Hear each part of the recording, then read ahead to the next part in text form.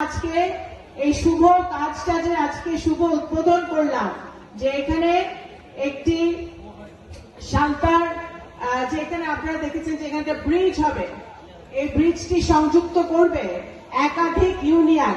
এবং একই সাথে আমি এক্সেন সাহেবের সাথে কথা বলছিলাম, আমাদের গড়তিতে ওখানে আরেকটা ব্রিজ হবে। 5টা ব্রিজের ডিও লেটারিং অ্যাপ্রুভ হয়ে গেছে, মাননীয় প্রধানমন্ত্রীর দপ্তর থেকে অ্যাপ্রুভ হয়েছে 5টা ব্রিজ।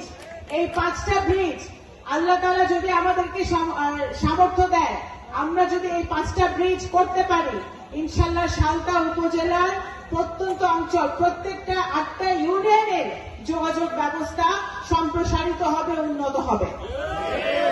আমি একটি কথা বলতে চাই, নির্বাচনের আগেও বলেছি, 17 বছর ধরে বলতেছি, একই কথাই বলতেছি, উন্নয়ন বাংলাদেশ জাতীয়তাবাদী দলের পক্ষেই সম্ভব, উন্নয়ন বাংলাদেশ জাতীয়তাবাদী দলের সরকারের পক্ষেই সম্ভব, উন্নয়ন মাননীয় প্রধানমন্ত্রী জনাব তারেক রহমানের নেতৃত্বে সম্ভব।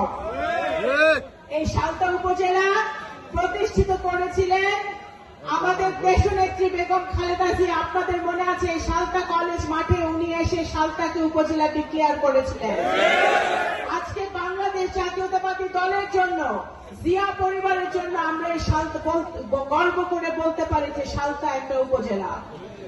তখন আমার বাবা ওবায়দুর রহমান সাহেব সর্বাত্মক চেষ্টা করেছেন সালতা উপজেলার আমাদের যারা জনগণ আছে, আমাদের যারা ভাই বোনরা আছে, তারা যেন সকল প্রকার সুবিধা পায়।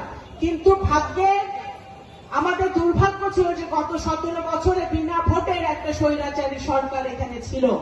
এখানে কেউ, কোন ধর্মের মানুষ, কোন দলের মানুষই ভালো থাকতে পারে নাই।